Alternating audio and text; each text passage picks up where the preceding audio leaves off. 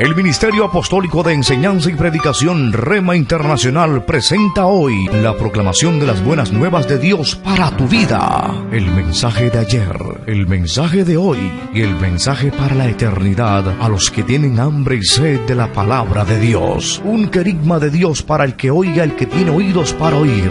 Escuche el dabar del Eterno a las naciones. Ahora es el tiempo para recibir el rema del Espíritu Santo a tu espíritu. Escuchemos con fe la memra del Señor para el alma. Dice la palabra de Dios. Esta es la historia de Isaac, hijo de Abraham. Abraham engendró a Isaac. Isaac tenía 40 años cuando tomó por mujer a Rebeca, hija de Betuel, el arameo, de Padán Aram, y hermana de Labán, el arameo. Isaac rogó a Jehová por su mujer que era estéril. Jehová accedió a su ruego, y Rebeca, su mujer, concibió. Como los hijos se empujaban dentro de ella, dijo: si es así, ¿para qué he de vivir? Ella fue a consultar a Jehová, y Jehová le dijo: 2 naciones hay en tu vientre, y 2 pueblos que estarán separados desde tus entrañas. Un pueblo será más fuerte que el otro, y el mayor servirá al menor. Cuando se cumplió el tiempo de dar a luz, he aquí que había mellizos en su vientre, y salió el primero rojizo y todo velludo como una túnica de pieles, y llamaron su nombre Esaú. Y después salió su hermano con su mano asida del talón de Esaú, y llamaron su nombre Jacob. Isaac tenía 60 años de edad cuando ella los dio a luz. Los niños crecieron, y Esaú llegó a ser experto en la casa de cazar, hombre del campo. Jacob, por su lado, era hombre tranquilo y solía permanecer en las tiendas. Isaac prefería a Esaú porque comía de su casa, pero Rebeca prefería a Jacob. Padre, gracias te damos por tu palabra. Ayúdanos, oh Dios, a entender el sentido espiritual. Guíanos, Señor, en la interpretación de estos pasajes. Háblanos por medio de tu Espíritu Santo. Haznos sensibles a tu voz, oh Señor. Ayúdanos a entender, Señor, el mensaje que quieres dar a nuestro corazón. Hoy y siempre te rogamos, háblanos, Padre, por medio de tu Espíritu Santo. Instrúyenos, oh Dios, en tu palabra. Te lo rogamos, Padre, y permite que tu palabra sane los corazones heridos, que por medio de la exposición de tu palabra las familias sean sanadas, que todo malentendido, toda contienda, todo conflicto familiar se deshaga ahora en el nombre de Jesús de Nazaret. Permite, Señor, que cada familia pueda experimentar la paz que procede de ti y que sobrepasa todo entendimiento. Gracias una vez más. En el nombre de Cristo Jesús decimos todos, amén. El libro del Génesis es el primer libro en orden que tiene la Biblia. Después de Génesis viene el libro del Éxodo, después viene el libro de Levítico, Número, Deuteronomio, etc. Este libro contiene el principio de todo lo que existe. El principio de la creación de Dios, el principio del pecado, el principio del mal, el principio de todo está en el libro del Génesis. Y también aquí tenemos el principio de la familia. La familia existe porque Dios creó la familia. La familia no es un invento del hombre. La familia es creación de Dios. Dios quiere a las familias. Dios ama a las familias y protege también a las familias. Las familias tienen historias, todas las familias tenemos historias. Aquí todo el mundo es miembro de una familia. En el mundo hay un concepto ya un poco distorsionado de una familia. Ejemplo, un hombre que tiene 2 perros es una familia. Él y sus 2 perros. Una familia conformada por personas del mismo género también se consideran una familia. Incluso me parece absurdo porque la palabra familia habla de comunidad, una sociedad que comparte una misma sangre, un mismo pensamiento, etc. Pero increíble, existe la familia uniparental, o sea, una familia de una sola persona. Eso existe. Pero no, según la Biblia, la primera familia que Dios creó precisamente está aquí en Génesis. Adán y Eva.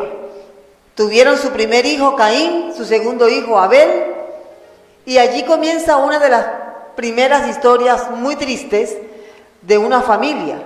Esta familia perdió a su segundo hijo porque su hijo mayor decidió asesinar a su hermano. Nació otro hijo, el tercero, se llamó Set, y así se pone en marcha la gran empresa de la familia. Todos necesitamos familia. En realidad, el hombre que no puede disfrutar de una familia está solo. Y la soledad no es buena para el ser humano. He estado mirando precisamente en estos días que algunos expertos en psicología y más que todo en temas de familia, sociólogos, dicen que la mayoría de las personas que pasan ya de cierta edad, la principal queja que tienen es que se sienten solos, si son hombres, o mujeres también que se sienten solas.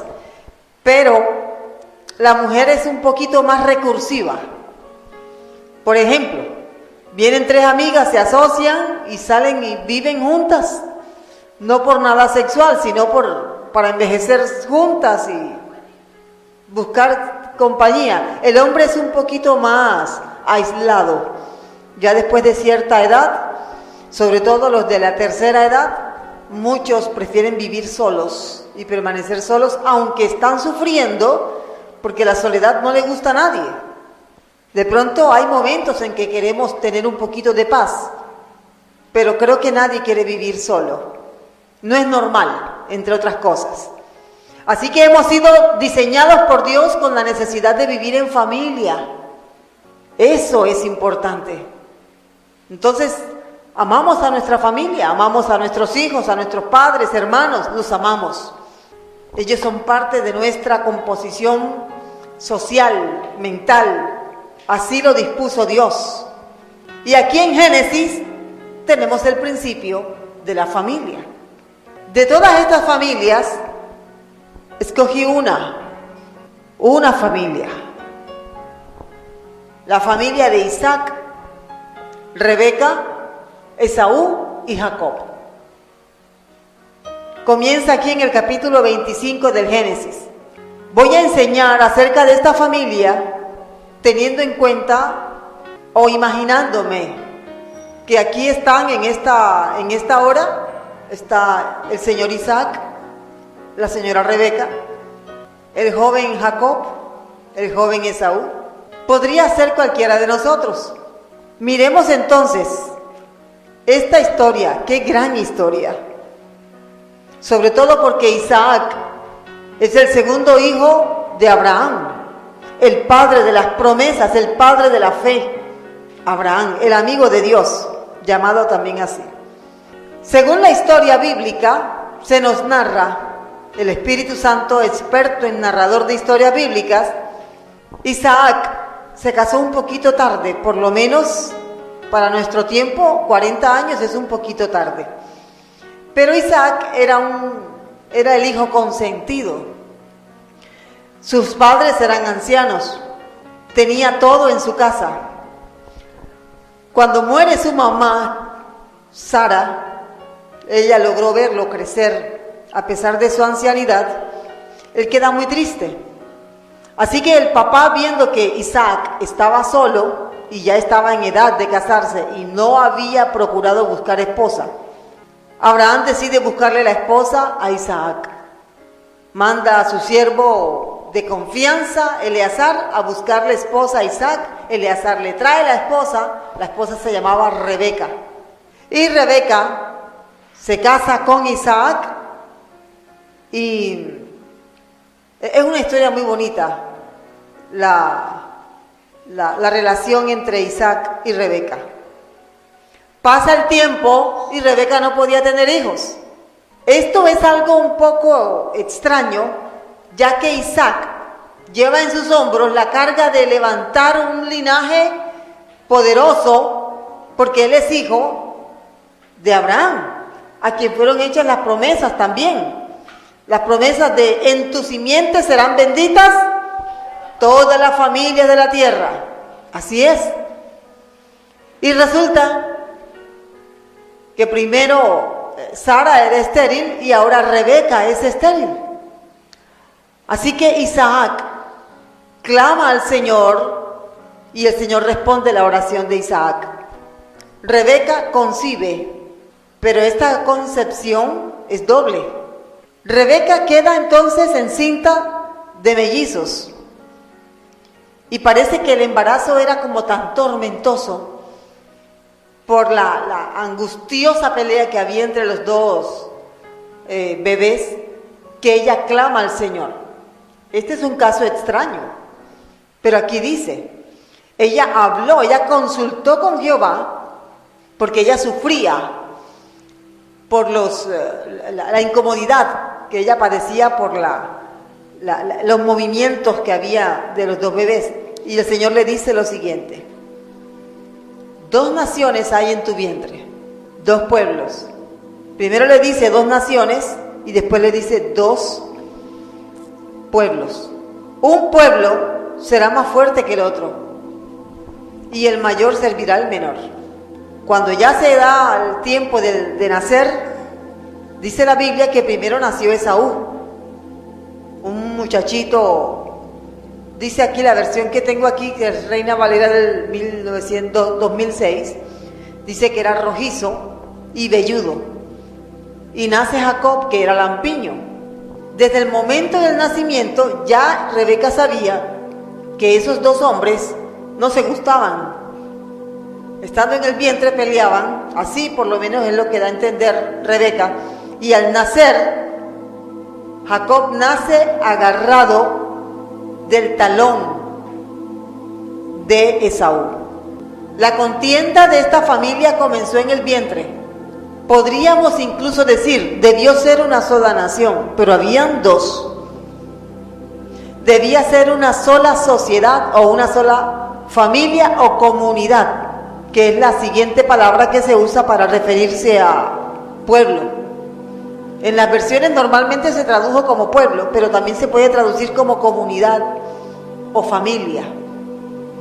Pero no eran hermanos. Sí, eran hermanos, pero eran de diferente fe. Desde ya, Esaú se convertiría en un pagano, siendo nieto de Abraham, hijo de Isaac. Pero Jacob se convertiría al Dios de Abraham. Ya eso los hizo enemigos. Ellos no iban a vivir en paz el uno con el otro bajo el mismo techo. Así que el tiempo que ellos estuvieron juntos bajo el mismo techo con su papá y con su mamá fue un tiempo de contienda, un tiempo de pelea, de rivalidad, de discusiones, de intrigas. Por eso esta familia me parece que es un buen ejemplo de cómo identificar la contienda en una familia. Génesis, ahí donde leí ahora, Génesis 25-23, nos habla de que hay una promesa. Según la palabra de Dios, Dios le entregó a Abraham una promesa mediante un pacto. Eso lo puede ver usted con más detalles en Génesis capítulo 15. Dios hizo pacto con Abraham. Todo está bien, Pero ¿cómo hacer cuando hay dos personas que nacen del mismo patriarca, del mismo vientre, del mismo patriarca, mismo papá, pero son tan diferentes? Claro, bueno, hay una promesa. El pacto tiene que ser transferido de Abraham a Isaac. Vamos a mirar el pacto. Estoy viendo algunas caritas así como largas. Génesis capítulo 15. Mire cómo dice la palabra de Dios. Vamos a mirar en el verso 18. Génesis 15, 18.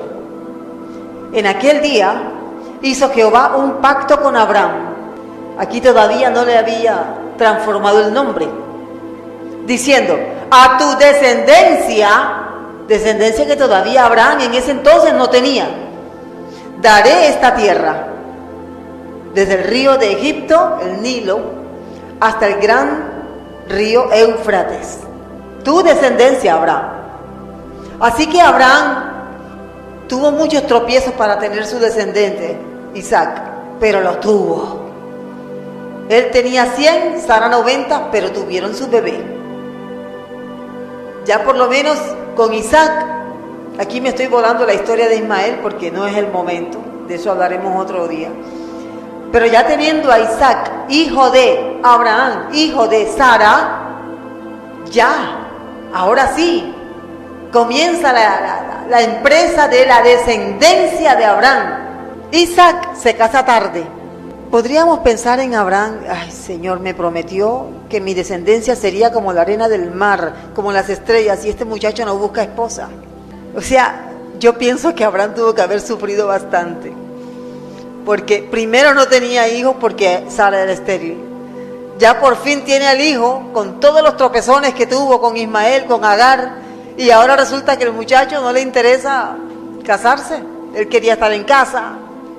Tenía todo en su casa. Era un niño mimado. Así que Abraham se puso en marcha. No, vamos a buscarle mujer a este hombre. Hay que levantar descendencia de alguna forma. Y bueno, por fin llegó Rebeca. Y llega Rebeca. Y Rebeca es estéril. O sea, mire cómo Dios hace cuando quiere cumplir sus promesas. Después de 60 años. Santo Dios. Qué tremendo, ¿verdad? Bien pudo haber pensado Abraham, yo creo que como que yo soñé y esto no es así. Pero bueno, ya tiene Rebeca, está embarazada y ahora Dios traspasa o renueva más bien el pacto que había hecho con Abraham, ahora lo hace con Isaac. Isaac, las mismas palabras que le dije a Abraham, tu padre, te las voy a decir a ti.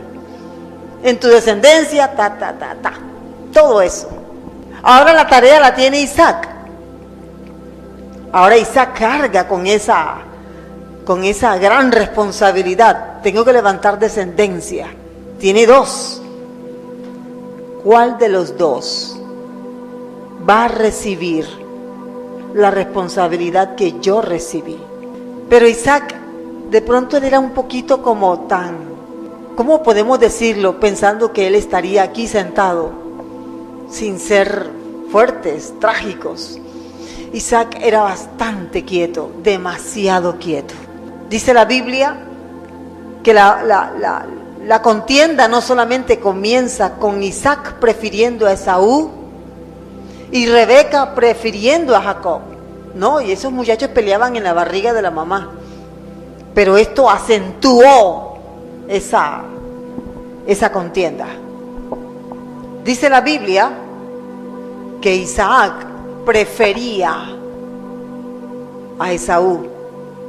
¿Pero por qué prefería a Esaú? Porque comía de la casa. Esaú era cazador. Jacob era casero. A él le gustaba estar en la casa, como el hermano Andrés, cocinando, era chef y hablaba con la mamá. Pienso que la casa de Isaac tenía dos partes. La parte donde estaba Isaac en su cama, allí armado, allí llegaba siempre Esaú. Pero estaba la otra parte de la casa donde siempre estaba Rebeca y donde estaba con Jacob. Le puse a la familia como apellido la familia Guerra, porque era una familia dividida. Entre las cosas que debemos saber, con cierta prudencia, quiero decir esto. Esaú era el primogénito de Isaac. De acuerdo a los vocablos que se usan en la Biblia, Esaú como que era pelirrojo o era rojizo, pero era velludo también. A Esaú no le interesaba tener una relación con Dios, pero él era el mayor. Él nació unos segundos primero que Jacob. Esaú, él es agarrado por el talón, la mano de su hermano lo agarra por el talón. Para mí Esaú es una especie de anticristo para Jacob. Si recordamos las palabras que Dios le dijo a la serpiente, el Señor le dijo a la serpiente, tú le herirás en el calcañar y él te herirá a ti en la cabeza. Aquí vemos a Jacob agarrándose del talón de Esaú. Es como una señal de que Esaú realmente desde el principio no era de Dios. Esaú no quería nada con Dios. Y eran hermanos. El linaje iba bien. Abraham, Isaac, y ahora se metieron dos. Uno es rojizo, velludo, le gusta la caza. ¿Cuál era el oficio de Nimrod? ¿Alguno de ustedes recuerda? Cazar. Él era cazador. Ok. Entonces vamos como atando cabos. Esaú era un mal hombre. Esaú era malo. La Biblia dice que Caín era malo. Era hijo del maligno porque sus obras eran malas. ¿Podríamos comparar a Caín con Esaú? Sí, claro. Son muy parecidos. Es más, podríamos poner en una habitación a estos tres. Caín, Ismael y Esaú. ¿De qué hablarían esos tres? Y todos ellos estaban sabidos. ¿Por qué quiero acentuar este tema? Porque es que ellos eran familia de sangre, Jacob y Esaú, pero no eran familia espiritual. ¿Estamos entendiéndolo? Nacieron el mismo día, pero eran tan opuestos, tan diferentes, y no por el físico, siendo mellizos, sino por la naturaleza espiritual que había en ellos. Esaú siempre fue malo. Jacob se convirtió al Dios de Abraham. Esaú nunca lo hizo. Miremos aquí, hay una expresión que quiero resaltar aquí en el verso 23 de Génesis 25. Génesis 25, verso 23. Mire cómo dice. Y le respondió Jehová, 2 naciones hay en tu seno, y 2 pueblos serán divididos desde tus entrañas. Serán divididos. Esa palabra, divididos, es la palabra cortados, separados. El vocablo hebreo es la palabra parat. Parat. Serán separados, cortados, divididos, apartados. Es como si Dios dijera, sí, son hermanos, pero yo tengo que proteger a mí, al que va a cumplir mi propósito, del que no quiere cumplir mi propósito. Es Dios el que hace la separación. O sea, Jacob y Esaú nunca fueron amigos. Siempre fueron enemigos. Y es un ejemplo para nosotros hoy. La Biblia dice que todas las narraciones que están en el Antiguo Pacto son ejemplos para nosotros hoy. Que en una familia, 2 miembros de la misma familia, de la misma sangre, se aborrezcan. Es usual entre familias que no conocen al Señor. Pero en familias donde uno es de Cristo y el otro no, esto es común. Y el que es de Cristo debe estar dispuesto a aceptar el hecho de que familia es aquel que cree en el mismo Dios en el que yo he creído. Y si es mamá y si es un hermano, bueno, este es el caso, y si es papá, eso es lo que estamos planteando aquí. Si dos personas están bajo el mismo techo y no se soportan, son opuestos, uno de los dos tiene que ser de Dios y el otro tiene que ser del diablo.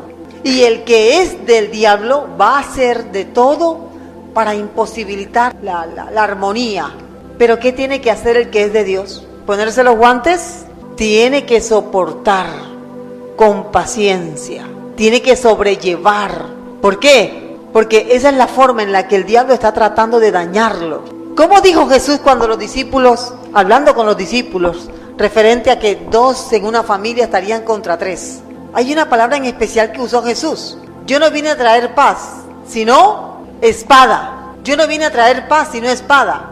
Por eso Dios puso esa línea de separación entre Jacob y Esaú. De alguna forma Dios protegiendo a Jacob de Esaú, porque Esaú nunca iba a reconocer a Dios como su Señor, como su Salvador. Por lo tanto, este principio espiritual debemos tenerlo presente. En la Biblia, una familia de sangre no es más fuerte que una familia espiritual. Ahora, yo amo a mi familia de sangre, pero tengo claro quiénes han recibido a Jesús como Señor y quiénes no. Hay grupos religiosos que actúan con violencia. Si tú no te conviertes a mi religión, entonces yo te mato. Terrible. Y puede ser familia, mamá, el hijo, y lo asesinan. Pero acá mira lo que dice el Señor: ámalo. Incluso el Señor dice a través del apóstol Pablo: ¿qué sabes tú, oh mujer, si harás salvo a tu marido? ¿O qué sabes tú, oh hombre, si harás salvo a tu mujer? O sea, el llamado para los que somos de Cristo, si el caso es que te toca vivir con una persona que no tiene a Cristo, es sobrellévalo. Porque tú no sabes si a fin de cuentas ese Esaú al final de sus días decide aceptar a Jesucristo y entonces es salvo. Te lo ganaste.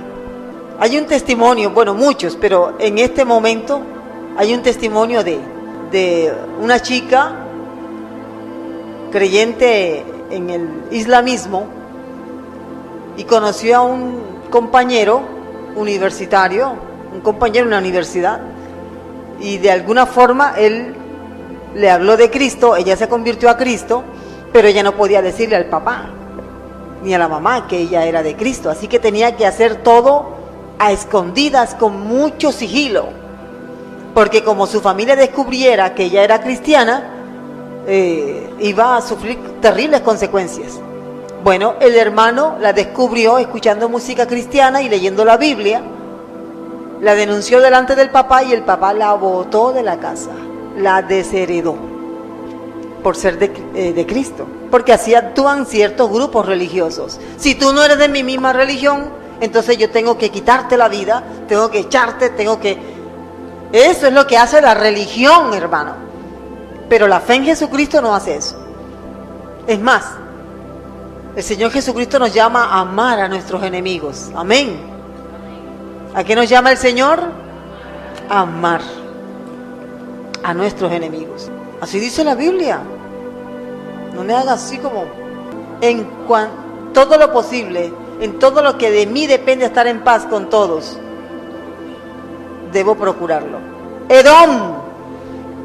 Volvemos a Esaú.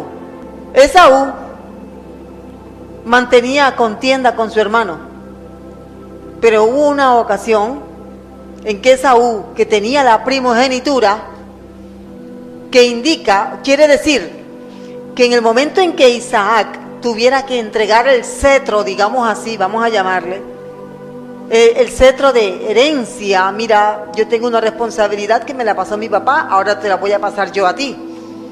Lo más probable era que Isaac llamara a Esaú: Esaú, tú eres el escogido, tú eres el elegido, mira, a ti te voy a pasar el pacto que Dios hizo con mi papá y ahora lo hizo conmigo y ahora lo va a hacer contigo. Seguramente Isaac así era como pensaba, pero Esaú era malo. Solo Dios sabe cuántas conversaciones habrá tenido Isaac con Esaú. Mira, Esaú, ahora que tú seas el portador del pacto, ¿qué hizo Esaú? Buscó mujeres cananeas.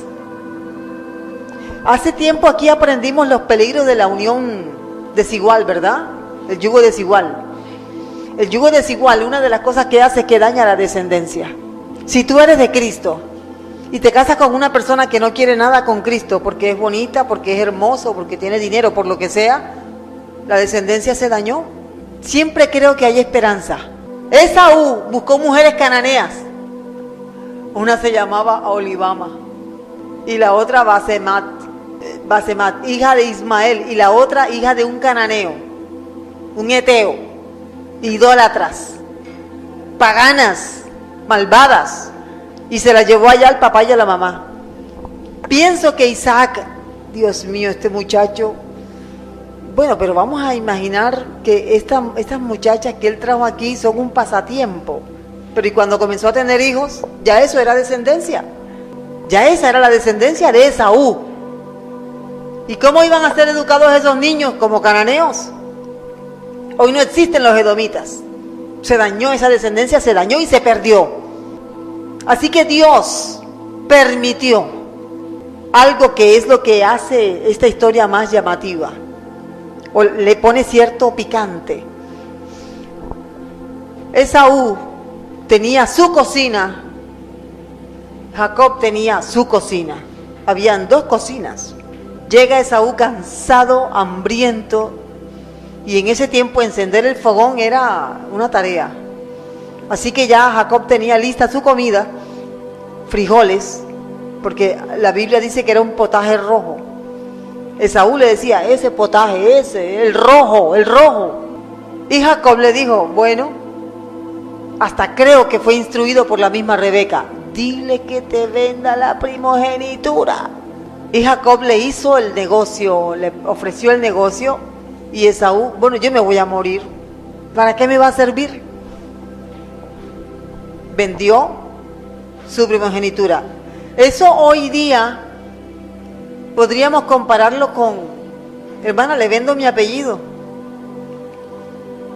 Parece que no era importante, pero sí había una trascendencia tanto espiritual como física. Esaú despreció la primogenitura, despreció la descendencia, despreció el pacto.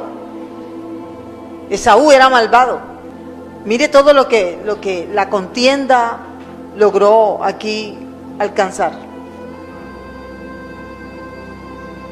Ahora vemos a Esaú, después de todo lo que pasa con la venta del plato de lentejas, que representa nuestra salvación.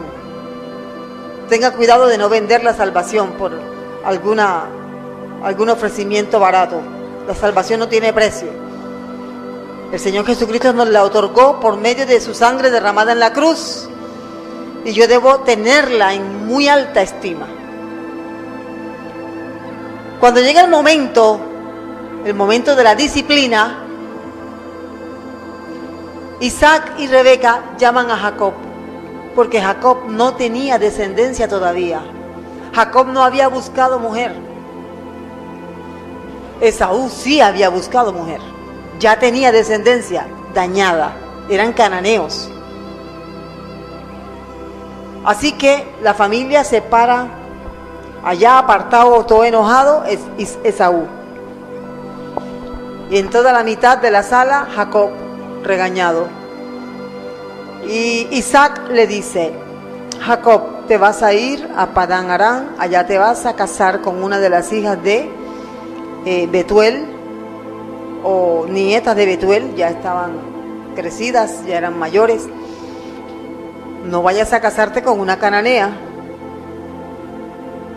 ¿Qué hubiera pasado si Jacob se hubiera casado con una cananea también? Se acaba el pueblo, no existiera Israel. No hubiera existido pueblo. Y viene Esaú, está ya arrinconado. Jacob en la mitad recibiendo la instrucción. Y mira lo que dice el texto. Vamos para allá. Génesis capítulo 28. Una familia puede vivir en contienda toda la vida. Génesis capítulo 28. verso 6. ¿Qué dice aquí que pasó? Génesis 28, 6. Y vio Esaú, observe, vio Esaú cómo Isaac había bendecido a Jacob y le había enviado a Padán Aram para tomar para sí mujer de allí. Y que cuando le bendijo le había mandado diciendo: no tomarás mujer de las hijas de Canaán. Eso tuvo que haber sido algo: Isaac, tú eres nuestra salvación. Cuidado que tomas mujer de las cananeas. Isaac, Jacob, por favor, váyase derecho. Jóvenes, estamos entendiendo, ¿verdad? Yo sé que esto va a sonar duro, pero Isaac se casó a los 40, Dios mío. Señor, 40. A los 40 ya debería tener hasta nietos. De pronto alguien dirá así. Pero ¿y si te toca esperar? ¿Por qué es tan importante la descendencia? Este es un paréntesis. ¿Por qué?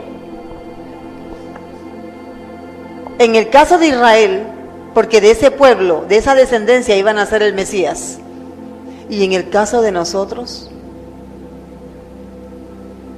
porque toda esa descendencia es ganancia tuya. Esa descendencia, tus hijos, tus nietos, bisnietos, trinietos, y sigue, y sigue. ¿Hasta cuándo dice el Señor que bendice la descendencia del santo, de los justos? Hasta 1000 generaciones.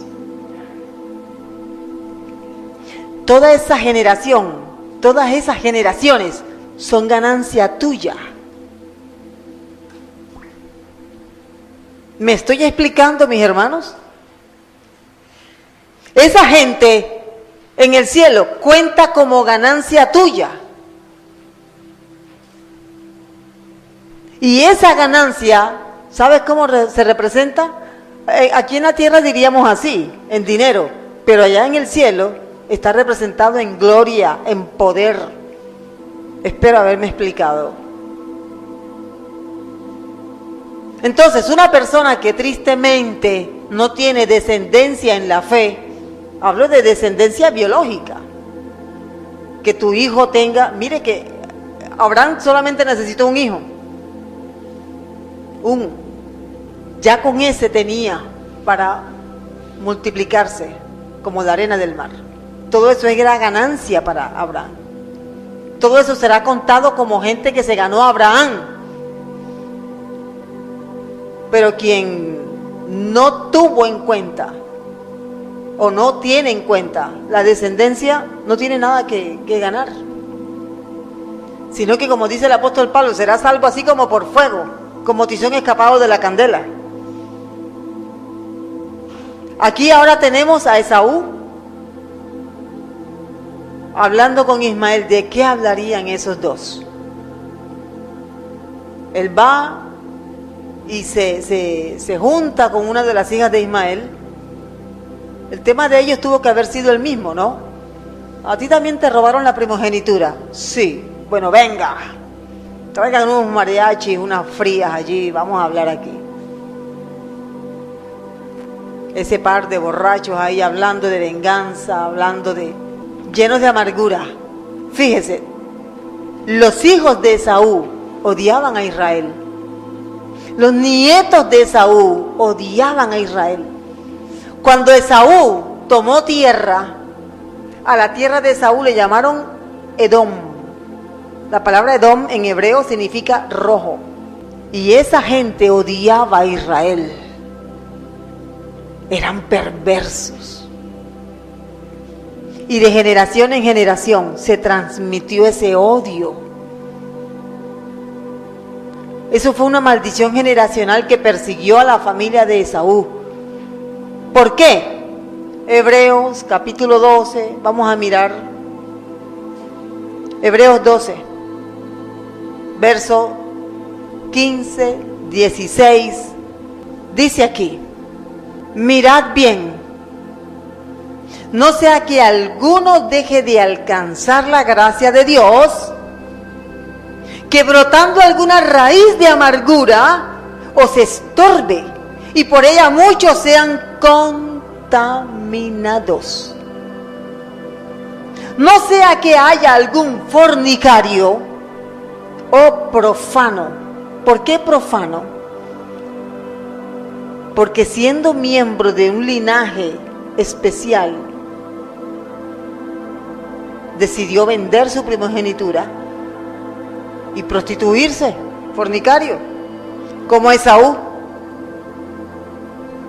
que por una sola comida vendió su primogenitura. ¿Y sabe qué? Verso 17. Porque, a ver, aquí hay un detalle importante que debemos siempre tener presente. Porque ya sabéis que aún después, deseando heredar la bendición, fue desechado. Esaú fue desechado. ¿Qué pasó con Esaú? Fue desechado. Dios lo desechó. Y no hubo oportunidad para él, arrepentimiento. No pudo. Esto es triste y es delicado. Porque ya él no podía arrepentirse, estaba muy amargado. Este es un cínico religioso. ¿Y por qué Dios me tiene que juzgar de esa manera? ¿Por qué? Si yo era hijo de Isaac. Mire, pensando un poquito como pensaba Esaú, yo no le veo nada de malo.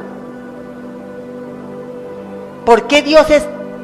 Mire, estas son palabras de pensando en la forma como reflexionaba Esaú. Yo también puedo levantar descendencia. ¿Por qué tiene que ser de la que dice Isaac? O la que dice Dios. ¿Cómo va a comparar un plato de lentejas con mi primogenitura? Yo eso no le veo nada de malo. ¿Yo por qué me tengo que arrepentir de eso? Si era un plato de lentejas. La pelea que tuvo que enfrentar Esaú con Dios en su cabeza. Mire, esa expresión que dice Jesús, allá será el lloro y el crujir de dientes. Se la voy a ilustrar de esta forma. Íbamos en un taxi y el señor de pronto frenó, pero al mismo tiempo esquivó. Venían 3 en una moto a toda velocidad, se pasaron el semáforo en rojo y cuando el señor frena en seco y al mismo tiempo esquiva, porque si no los hubiera mandado, sabrá Dios. ¿Qué hicieron estos 3? Insultaron al señor del taxi que iba en la vía, que iba con el semáforo en verde, que iba bien. Y los 3 en la moto,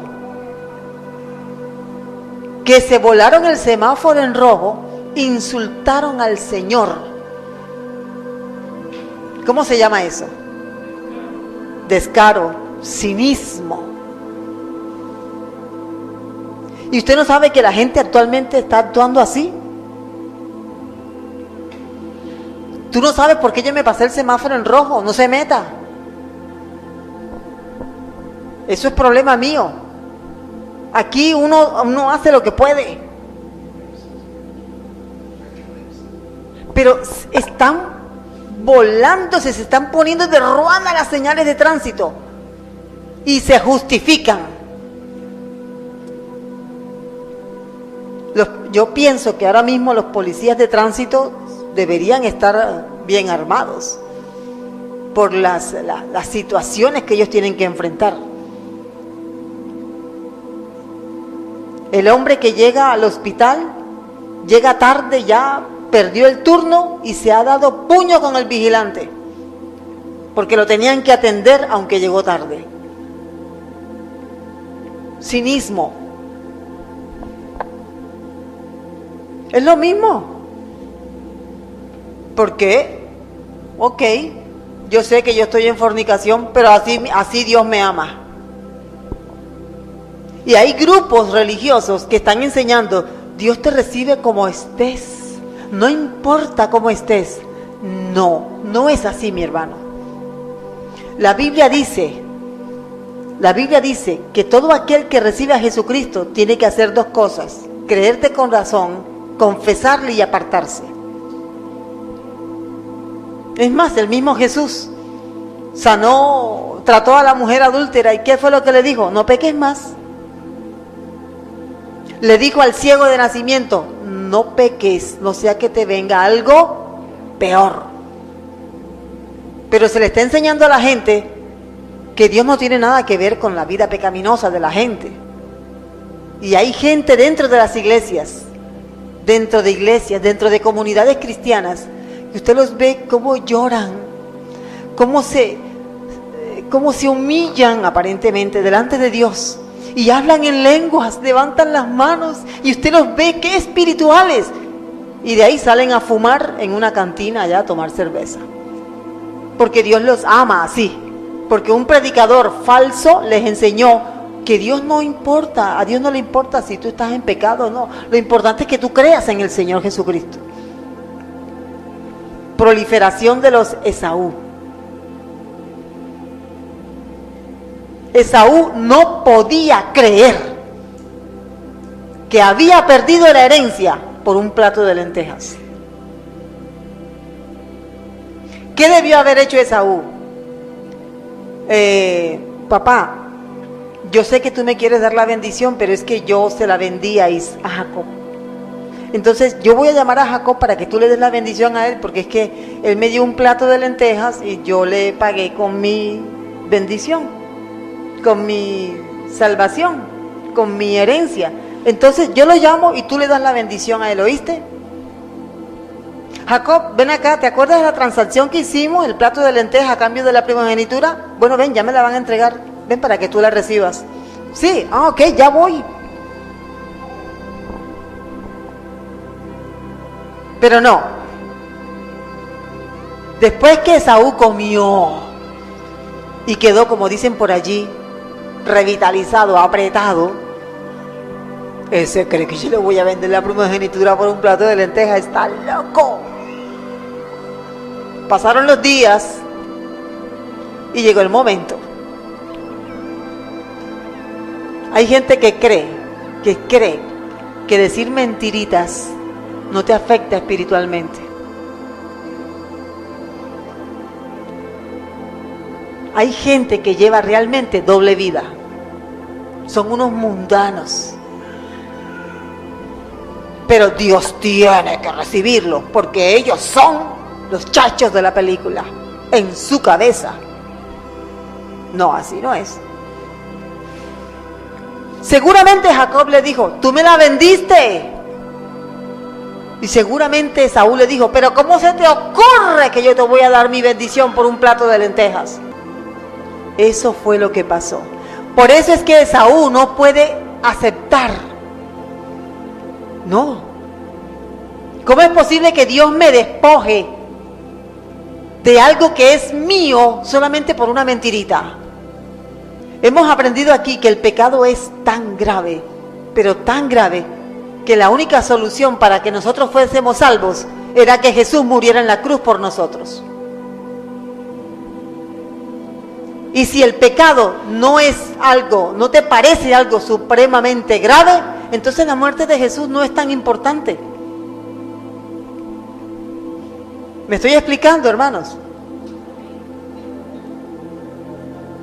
Todo esto por esa constante pelea, esa rivalidad, esa contienda. A fin de cuentas, para Esaú era tan injusto lo que había vivido que no se pudo arrepentir. No pudo. Y se perdió Esaú. Hay gente que de nacimiento, aquí hay una enseñanza que la tenemos ya en la carta a los Romanos, capítulo 9, uno de esos versículos, donde el Señor dice, a Jacob amé, a Esaú aborrecí. Romanos 9, mi hermano Gilmar.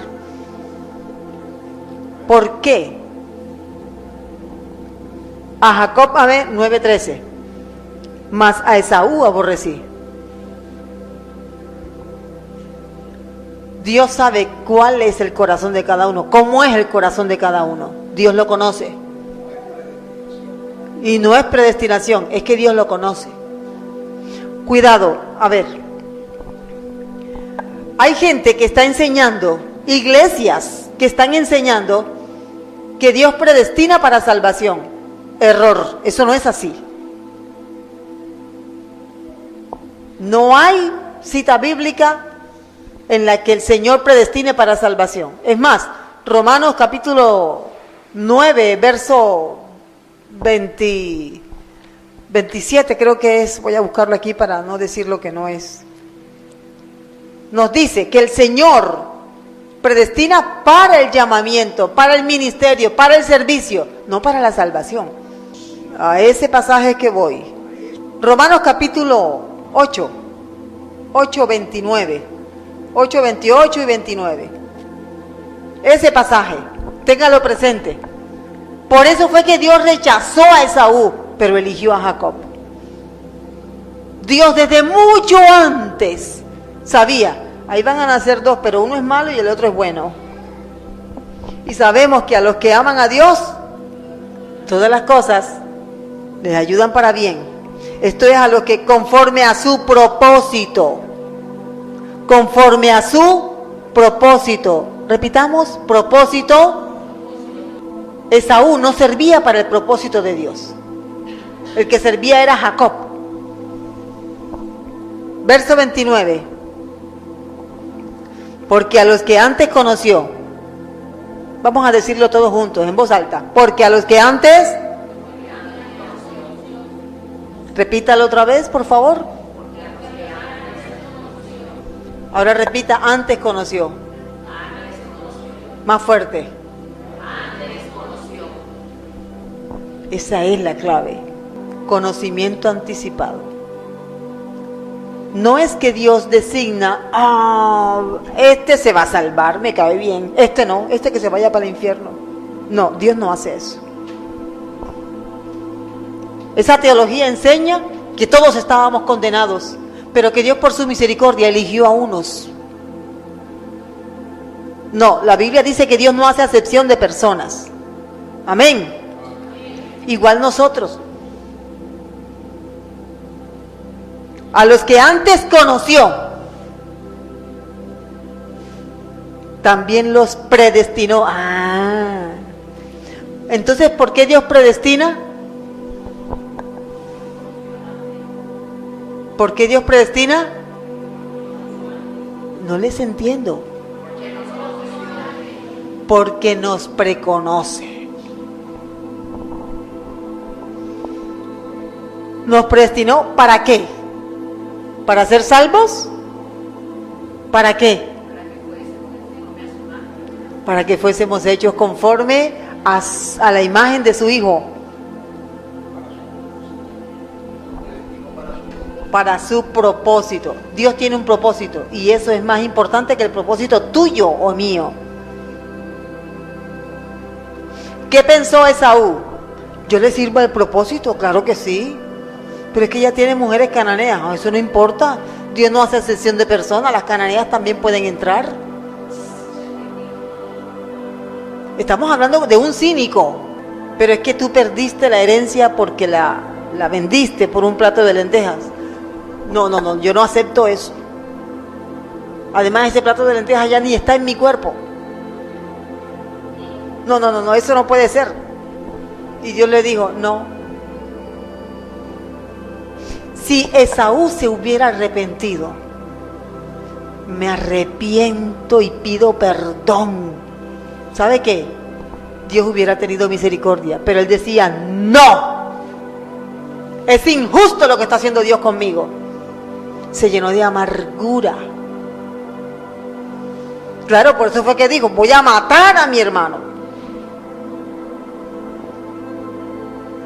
Una fiera completa. Vamos a concluir con esta cita. Aquí hay unas citas, pero solamente usted, si está tomando nota, mire, la Biblia habla de la contienda en Filipenses 1:13, 1:15. Filipenses 1:15. Algunos a la verdad predican a Cristo por envidia y contienda. Hay otro pecado que está asociado a la contienda. ¿Cuál es? La envidia. Filipenses 2:3. Nada hagáis por contienda o por vanagloria. Otro pecado que se asocia a la contienda, la vanagloria. Filipenses 2:4. Haced todo sin murmuraciones y contiendas. Otro pecado que se asocia a la contienda, la murmuración. 1 Timoteo 6:4. Bueno, aquí hay que leer los versículos anteriores, pero aquí dice que las contiendas, o esto de ponerse a debatir por cosas que no edifican, trae contiendas asociadas a envidias, pleitos, blasfemias y malas sospechas. Vamos a orar, mis hermanos. Lo que el Señor nos dice es lo siguiente: no creas, nunca creas que un pecado, por pequeño que sea, es insignificante. No creas que una mala práctica, que nadie lo ve, por el hecho de que nadie lo ve, no es pecado. Dios te está viendo. Pongo el ejemplo con la mentira. Es triste que una persona, después de conocer al Señor, todavía practique la mentira. ¿Qué pasa con estas personas? Viven una vida cristiana muy endeble. Cuando llegue el último día, el día de rendir cuentas, le va a decir lo mismo que Esaú. O sea que tú me estás juzgando por esas mentiritas blancas. O sea que tú me estás juzgando porque pero eso no significaba nada. Tú me estás juzgando por eso. No estoy de acuerdo. No estoy de acuerdo. Así, cínicos. El Ministerio Apostólico Rema Internacional pone a disposición esta predicación. Ofrecemos ministración a simposios, seminarios, campañas evangelísticas, educación globalizada sana y de carácter interdenominacional. Escríbanos a ministerioremainternacional@gmail.com o llámenos al celular 316-270-7181.